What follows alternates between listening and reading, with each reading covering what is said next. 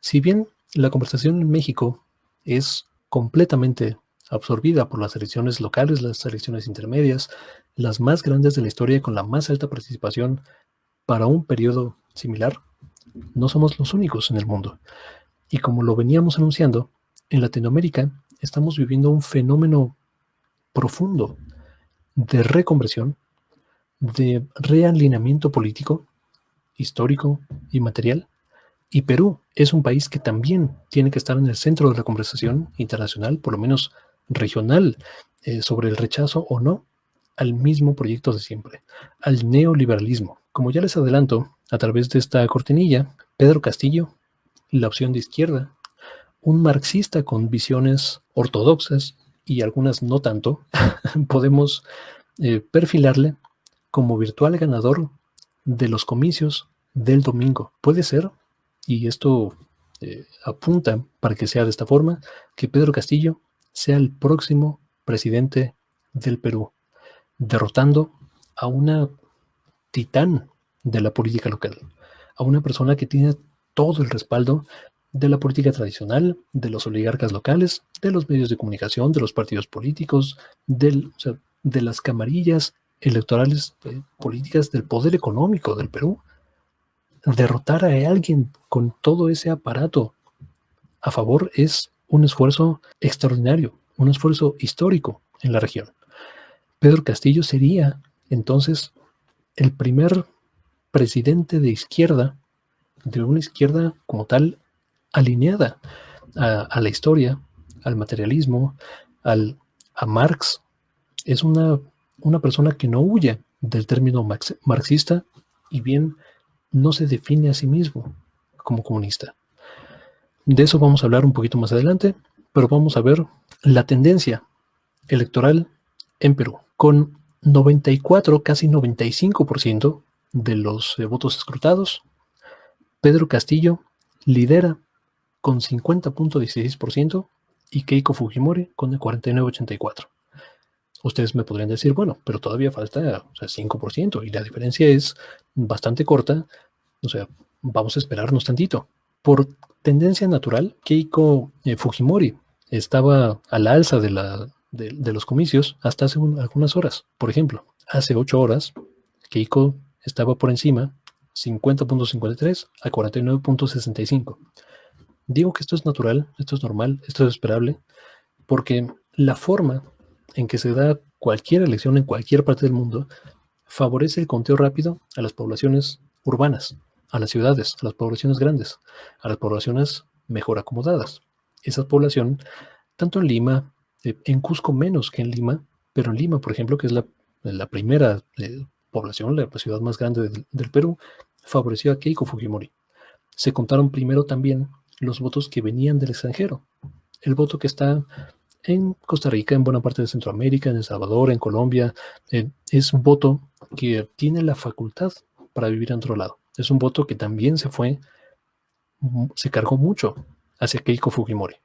Entonces Fujimori tenía una ventaja, no amplia, pero relativamente cómoda sobre Pedro Castillo, alrededor de 5 puntos porcentuales. Cuando inició disculpen, es que me entró una llamada, estaba viendo si es algo urgente, pero parece que no. Bueno, cuando salieron los primeros resultados, decía que Keiko tenía una ventaja alrededor de 5 puntos porcentuales. Constantemente, esa ventaja se ha reducido porque el voto rural, el voto del pueblo, el voto de poblaciones más alejadas a los centros urbanos, ese es eminentemente de Pedro Castillo. Este 5% que queda por escrutar es un voto extremadamente favorable también a Pedro Castillo. Podemos decir que la tendencia, en todo caso, es a que Pedro Castillo se separe más de Keiko Fujimori conforme este 5% de votos se escrutan.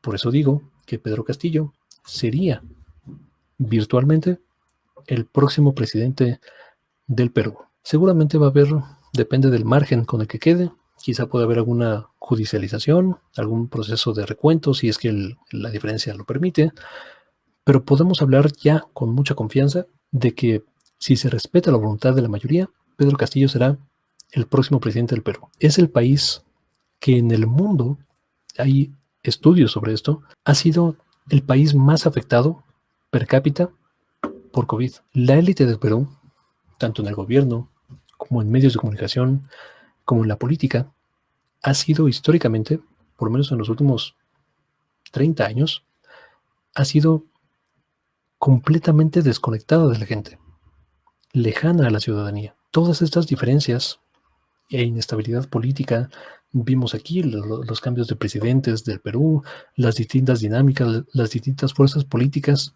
y la falta real de alternativas que teníamos hasta hace algunos meses. Pedro Castillo surge de las bases, surge de la población indígena, surge de la población rural, es un maestro, es sindicalista, es una persona que podemos decir lo que sea de él, pero surge del pueblo.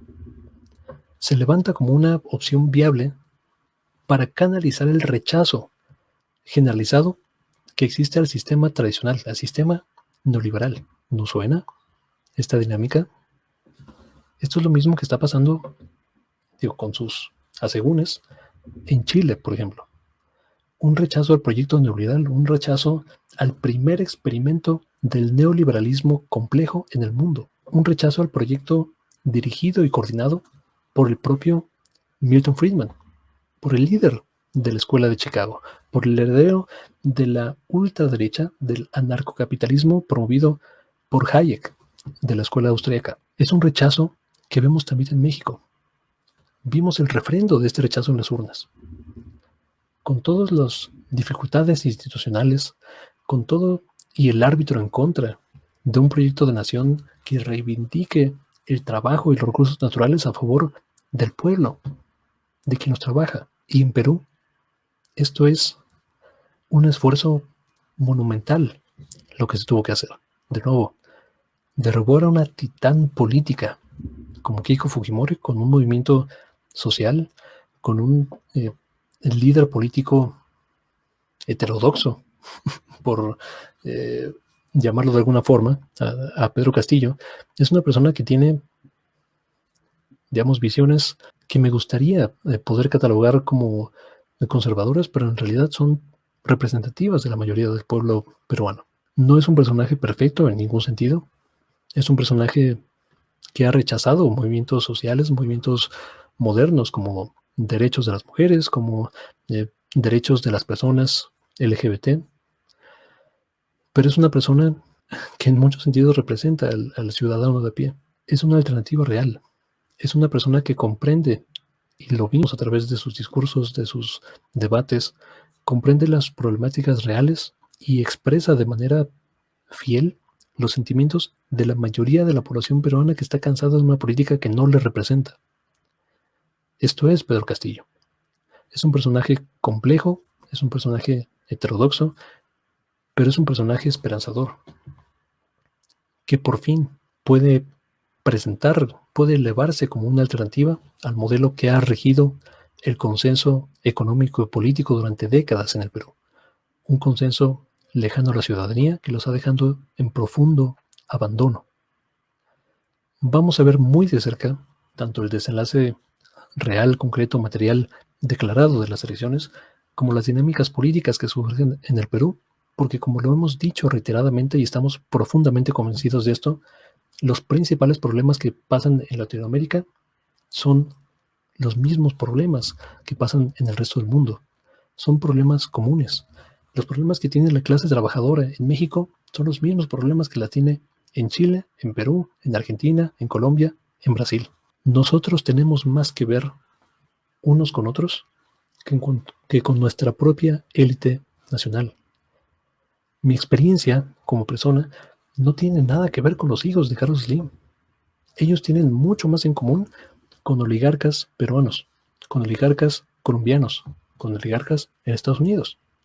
Esa es la verdadera división de la población. No perdamos, por favor, el ojo de este tipo de cuestiones, y me parece que ver este tipo de noticias internacionales en un contexto histórico y material en el que se desenvuelven es una forma de ampliarnos un poquito la mente y salirnos del día a día, de la declaración del partido político y del no sé quién y de la camiseta verde y contra la roja, contra la azul, esas dinámicas son profundamente insignificantes cuando vemos el contexto internacional y los problemas profundos que pasamos en todo el mundo. Hasta acá voy a dejar este comentario. Muchas gracias por ver. Muchas gracias por compartir, por suscribirse y nos vemos hasta la próxima.